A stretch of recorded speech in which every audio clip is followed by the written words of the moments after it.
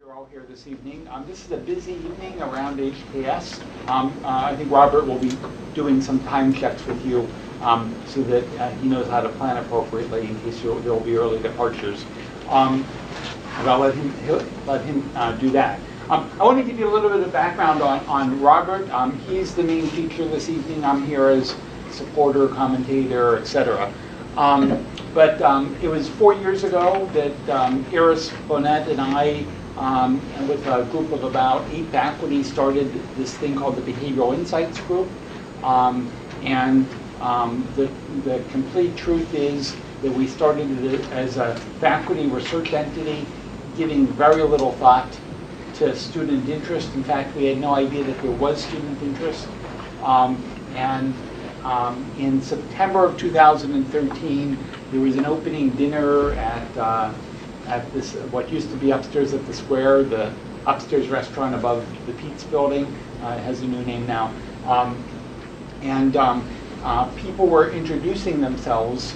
The folks who were new fellows at the Center for Public Leadership, and Robert was one of them. And I introduced myself as a co-director of the Center for Public Leadership and the co-chair of the Behavioral Insights Group. And Robert, having no idea that there was something called the Behavioral Insights Group, said he came to Harvard in part because there were so many interesting people throughout the campus who were doing nudge-like research. And soon he showed up in my office quite regularly saying, well, what are you doing for students? And nothing didn't seem to be the right answer for him. What we've changed in terms of the curriculum since then is quite dramatic, in large part from Robert's push. But the other sort of important development, Laura is a co-president of the Behavioral Insights Study Group. Robert really created the Behavioral Insights Study Group, and it now has a sort of a significant representation, and that's in large part due to Robert. He's now employed at ideas42, which is a pretty obvious potential employer for people with expertise in this particular area. And I think his talk is going to be much more about his future at ideas42 than his past at HKS, but I'm sure that lots of things are open for discussion. And with that, I'm going to turn it over to Robert and only chime in as I perceive my position. Well, thank you, Max. And this talk actually starts off the exact opposite way. I started talking about my past and actually how I'm not quite as impressed with it as maybe Max is, because of some of the mistakes I made that I want to teach you about. So hopefully you don't make those same mistakes. But first, I know there's a big Nick Kristof talk tonight at 6, and I want to just get a sense if anyone or how many people are going to be leaving at 6. Okay, about 2. So I'm going to stick with the format. This is a workshop. I'll be talking about some of the ways we approach behavioral science at ideas42 for the first 30 or 40 minutes, and then the workshop will be the second half of this. So sorry if you're not able to get to it if you're hopping out for that talk, but it sounds great. I wish I could go to it as well. So let's start off. So when I look back at the beginning of my career in behavioral science, I see that I made a lot of mistakes. And I want to start off by talking about one of those mistakes, because I think a lot of you may be making the same errors, or at least I hear when I talk to other young behavioral scientists or applied behavioral science practitioners that they make the same mistake. Which for me, the mistake was that I repeatedly failed to diagnose the behavioral problems that I was working on. So raise your hand if you think you have a really solid understanding of how to diagnose the behavioral problems in your field of interest. Anyone? You and Max? Okay. We've got one. Okay. Great. So this is the exact audience I'm looking for. So my old behavioral science approach was basically this. I would find a problem, pick a proven nudge from another study that seemed transferable to the problem I was working on, and then set up an experiment to measure the impact. So here's an example of that. Some time ago, I was working with a political candidate who was sending letters to his constituents asking for money and talking about his campaign. And it turned out he wasn't getting a lot of checks sent back to him. So at the same time, I heard about a study where researchers wrote a handwritten note on the outside of envelopes and found that this resulted in people paying their bills at a higher time. Inside the envelopes was a letter telling people they need to pay their bill. So this, I had found my problem. People weren't sending checks. And I found a proven nudge that writing handwritten notes on the outside of envelopes led people to respond to the call to action. So because testing is an integral part of applied behavioral science, I didn't just tell the political candidate, you should start doing this, but we set up an experiment to measure the results. And so this is the way I approached all of my early behavioral science engagements. But eventually I came to learn that there's problems with this approach. First, I was basically picking my interventions at random. Imagine if all of us went to the doctor and told them we had a stomach ache, and the doctor just said, we're going to give antibiotics to you, and chemotherapy to you, and a spoonful of sugar to you, because these have proven to alleviate pain in one context or another. So when we go to the doctor, we want them to diagnose the root cause of our problems and actually prescribe as a treatment that will lessen those problems. The second mistake I was making was that through testing out really lightly thought out interventions, I was introducing the possibility that my interventions could actually cause more harm than good to the very people I was trying to help. And third, just plain and simple, often these interventions weren't working. Sometimes they worked, sometimes it was questionable if they worked, but lots of times they didn't. So I really hit this point where I know there's this long list of behavioral science interventions, but the ones I'm applying to these problems I'm finding just aren't really working. And the conclusion I came to was that this was because I was failing to diagnose the problems I was working on, and as a result was picking the wrong nudges.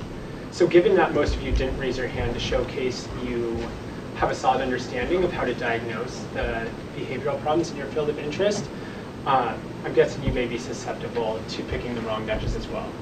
So the purpose of tonight's talk is to teach you one diagnosis technique we use at ideas42 that I believe will help all of you more effectively diagnose the behavioral problems you work on. So we're going to discuss this diagnosis technique in the context of the following problem. So our problem tonight we'll be working on is that tens of millions of Americans vote in presidential elections, but these very same people fail to vote in local elections. And we want to nudge them to vote in local elections. All right. And tonight's workshop will be a success if you're able to design a better intervention to this problem 60 minutes from now, maybe closer to 40 minutes from now, then you would be able to design right now through using one of the diagnosis techniques we use at ideas42. So here is the plan. I'm going to talk a little bit about ideas42, and then the behavioral approach we use, and then we'll move into a diagnosis workshop and a design workshop. So any questions up front on this plan? All right, cool. So as Max said, I work at ideas42, where we use behavioral science to promote social good. We were started about 8 years ago, I think, here at, not I think, about 8 years ago, I think. We were definitely started here at Harvard. And then we spun out in 2011 as an independent nonprofit. Today we have about 80 employees based in New York City, Boston, and DC, which is where I'm based, and we'll be opening a San Francisco office this summer. Our work is all about taking insights from researchers like Max and using these to create evidence-based solutions to pressing problems around the world. And we do this with a wide range of partners, businesses, foundations, nonprofits, and governments. Since starting in September, my work has focused on partnerships with foundations and governments. And we do this in the domains you see here and other domains such as charitable giving, which is the team I'm currently staffed on. And we have over 80 active projects in 30 different countries. And there's some other countries on here that aren't in blue where we have projects. So let's talk about ideas42's behavioral approach and how it's different from the standard decision-making model. And I assume this is going to be information several of you know, but if there's anyone here who's new to behavioral science, this will be just a quick crash course in the way we think about problems. So this standard decision-making model says people are like Spock. We measure the costs and benefits of a particular situation, and if the benefits outweigh the costs, we choose yes. In this simple, straightforward model, decisions lead to actions, which lead to outcomes. So who in here thinks that humans always behave this way? All right, good. So lots of times we don't behave this way. Who here has read a book like Nudge, Thinking Fast and Slow, or Scarcity? Okay, so most everyone. So if you've read a book like this, you might think the true behavioral model, the true decision-making model, looks something more like this.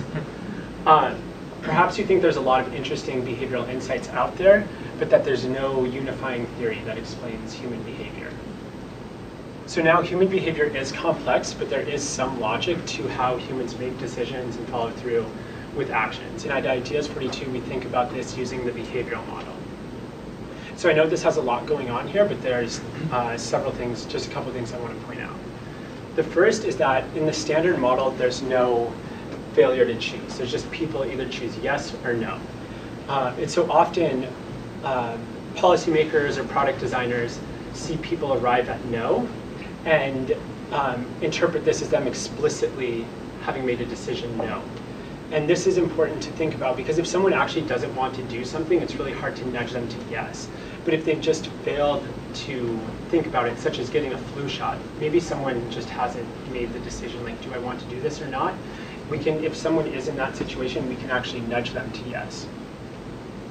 Another distinction with this behavioral model is that sometimes people decide yes and end up at no. So think of saving for retirement. There's lots of people who say and have the intention to save for retirement, but just fail to follow through with their actions. So they can decide yes, but end up at no. And another distinction with this behavioral model is sometimes people decide no and end up at yes. So let's say we're on a no dessert diet and we go to a friend's birthday party and someone orders dessert for everyone at the table. Most often, a lot of us will end up having that dessert.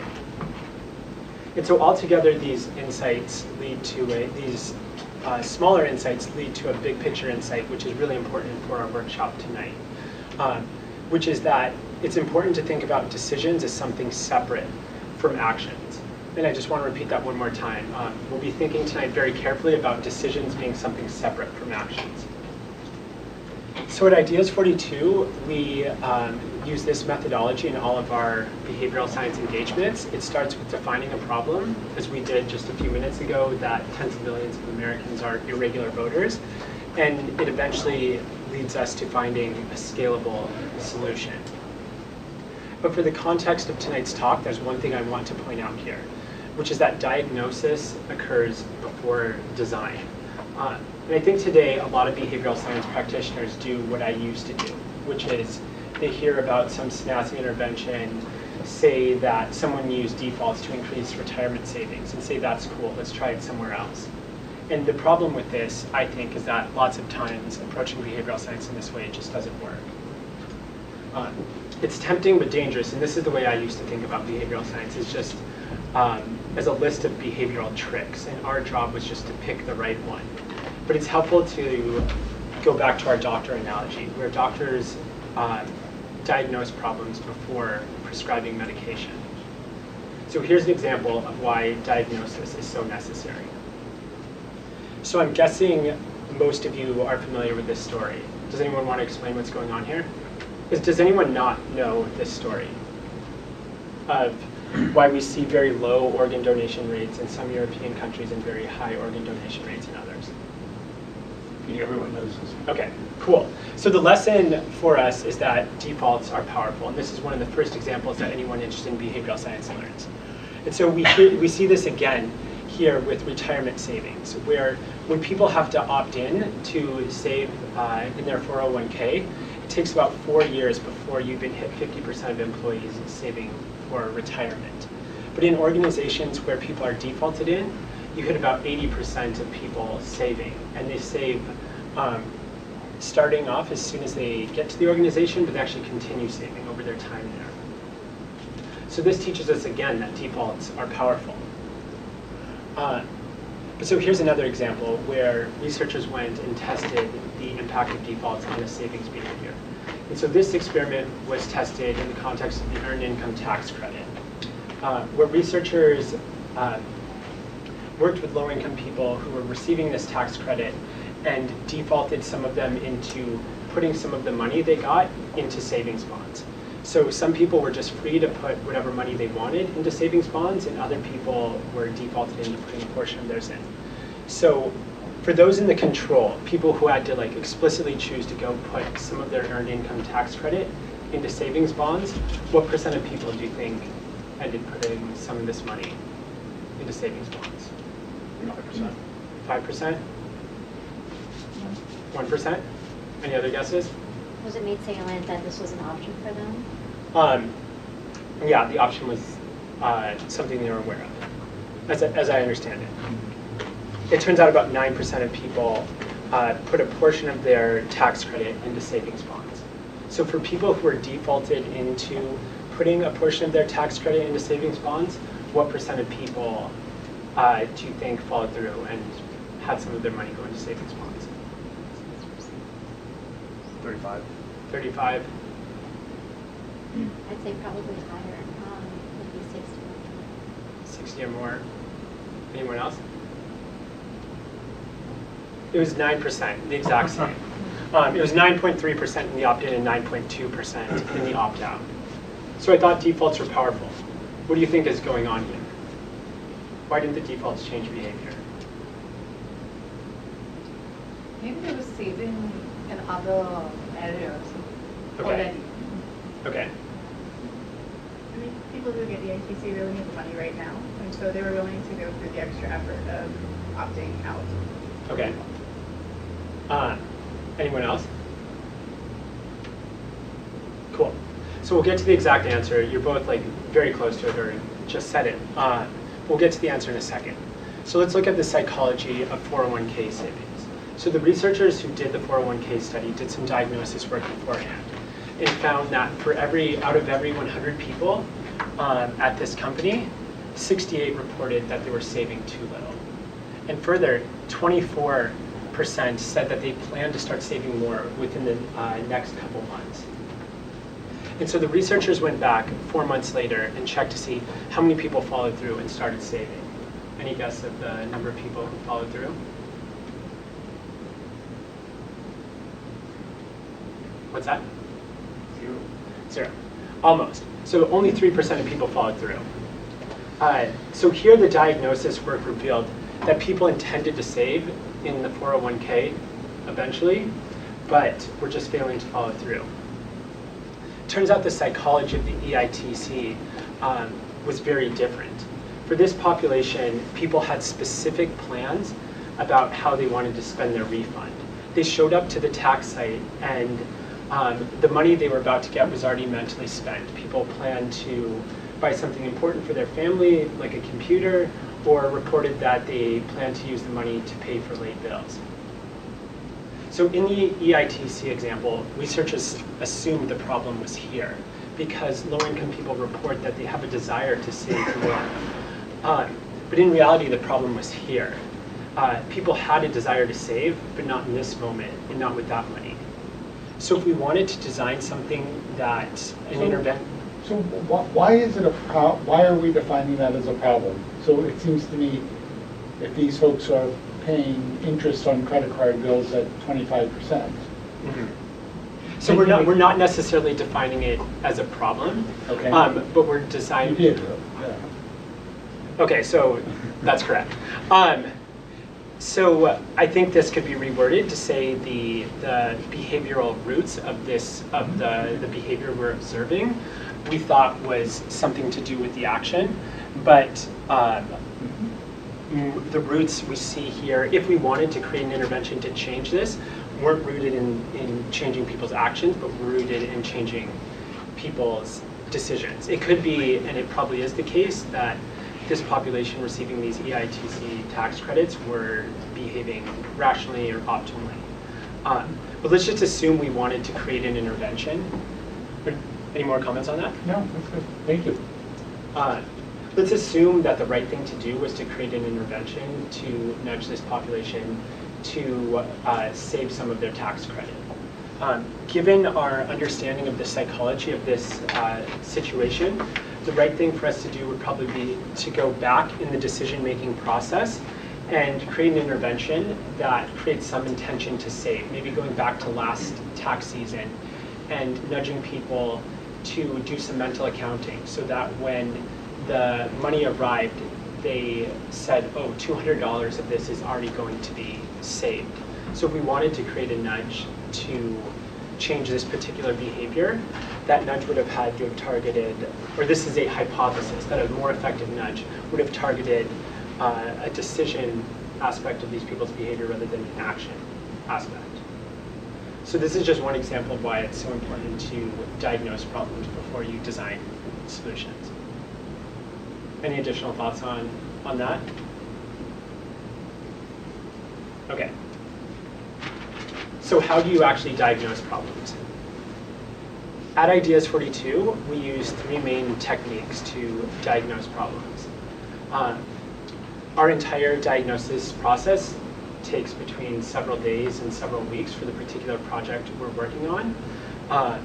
And tonight, we just have time to talk about one component of behavioral mapping is one of our 3 main tools, and we just have time to talk about one component of behavioral mapping, which is called the decision action map, which you all see on your handout in front of you.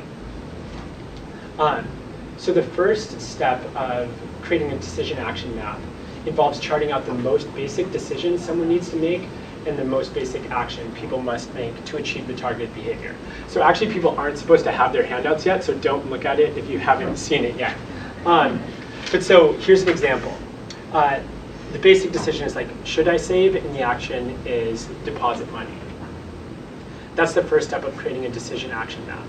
And the second step of decision action mapping involves listing the decision factors that influence whether you should save and the action steps that influence whether you actually deposit money. So these are things such as how much should I save, when should I save, like can I even afford to save, and action steps involve like going to the bank or logging into the website. So again, don't look at your handout because we have another example here. So let's say the problem we want to look at is going to the gym in the morning. So despite the future health benefits, a lot of people in this room, I'm definitely falling into this category, fail to exercise as frequently as we'd wish, and especially exercise in the morning. So for this problem, just as an example, we'll draw a very simple decision action map, where we start off with the decision being, should I go to the gym? And the action being, go to the gym. So for those of you who haven't looked at your handout, or who have looked at it and have already forgot, what are some decision factors that influence whether or not you'd go to the gym in the morning? Time available. Do you have time?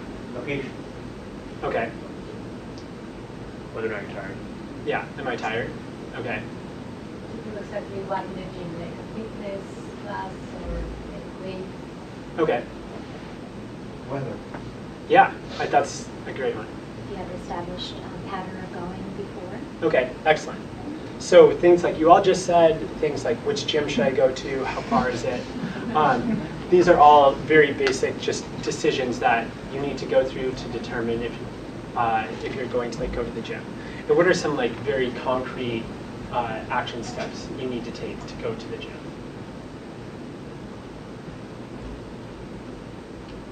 Get dressed. Get dressed, okay. Yeah, Get up on time. Let's hear 3 more. Get in the car. Get in the car. Think about your opportunity cost, what else could I be doing at this time right now? I think that's more of a decision factor, but that's definitely a very, very relevant decision factor.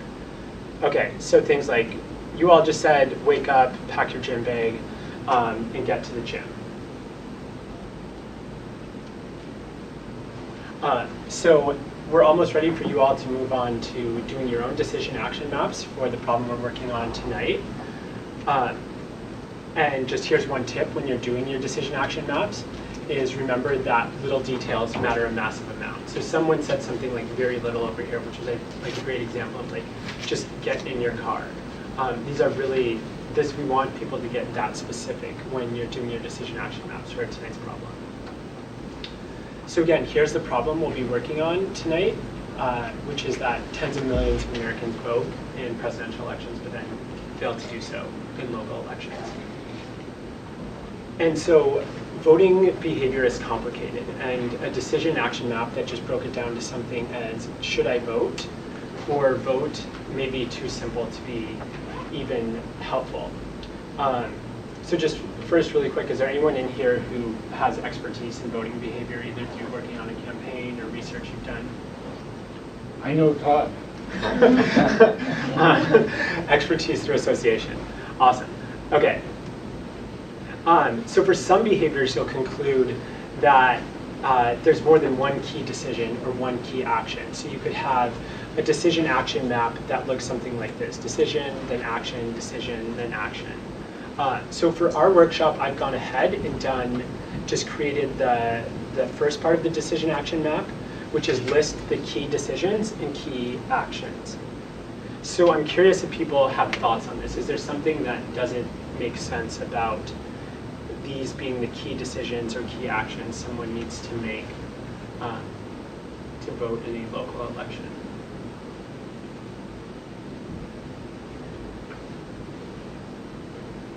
Yeah. I'm sure this is right. I'm thinking that sometimes like lack of a compelling candidate affects people's decision to vote in the first place. So they may be actually considering the candidates earlier in the process. Yeah. Yeah. That makes complete sense. That could definitely be the first decision. And so we could see a map that had maybe two decisions first. Like, is there a candidate I really resonate with, really believe in a lot, or maybe a candidate I like particularly hate? I don't know where to vote. I don't have time. I didn't plan for it. Yep. These are other things that we could determine are the key decisions or key actions. For the purpose of tonight's talk, though, just to keep us kind of collected in somewhat of an organized fashion, we're going to use this decision action map. We're going to assume this is just the first decision, this is the next action, this is the next decision, this is the next action. When you're doing decision action maps in the future, it's not critical or necessarily even that important that the flow of your decisions and actions are right. There probably is no one right answer. What's just important is that you think about each one of them independently, and you go through and think, what are the decision factors for this key decision? What are the action steps for this key action? So the left side of the room is going to focus on this decision and this action, and the right side of the room is going to focus on this decision and this action. And so we're going to go through and do a diagnosis process on this. And then after that, once you focus on one area of your diagnosis, we'll switch over to a design workshop where you'll create an intervention that targets the particular area you've diagnosed to be most relevant for the problem we're focusing on. So I have a question. Yeah. What is the difference between a decision and decision factor? Like, can it not be that the decision factor could be considered a decision and not a decision? Yeah. So for whom should I vote? Could have that been a decision factor, or should I vote in this election? Yeah, it definitely can be. And so what we do at ideas42, when you're new to this, we generally say that people doing this for the first time should just have one major decision and one action, and then list everything else as a decision factor and everything else as an action. So let's say the decision is, the behavior is like study. You would make your decision action map so simple that it should say, should I study? And the action would be study. And then you would list everything else underneath it as a decision factor and everything else under the action as an action step. The only reason I have us doing this more complicated map with two decisions and two actions is to show you that this is one way to think about this. Yeah. Another question. So when you say check that I'm registered, will this be different for someone who registered versus someone who has already registered? Because you basically register once, right, from what I understand, and then you can vote in all future elections. Isn't that how it works? So why would I forget that? I don't know my question. Yeah. Yeah. So it could be, for example, that someone moves and they don't know if they're registered, or if you are an irregular voter, you don't actually know this, that you just need to register once and that you are registered for all future elections. It could be, I don't know this, but it could be the case that in some areas you need to register for each and every election. So it could be the case that sometimes this is not, this decision is not relevant. Any other questions? Okay, so here's the timeline of what we're going to do. So you've all been broken in, you will be broken into 4 different groups. And individually, we'll have you list as many decision factors as you can think of related to the decision you have been assigned. Then for 3 minutes, we'll have you individually list as many action steps as you can think of related to the action you've been assigned. Then as a group, discuss all of your decision factors and action steps you've come up with, and focus on one particular decision factor and one particular action step that you think is most relevant to the problem we're working on. And remember that we want people to succeed in voting in these local elections, but right now they're not. So if you're struggling to come up with more ideas, think of the fact that what action steps might someone be failing to do that results in them not voting in local elections, or what decisions might someone just not be asking themselves that results in them not actually voting in local elections. So we'll pass out the hand.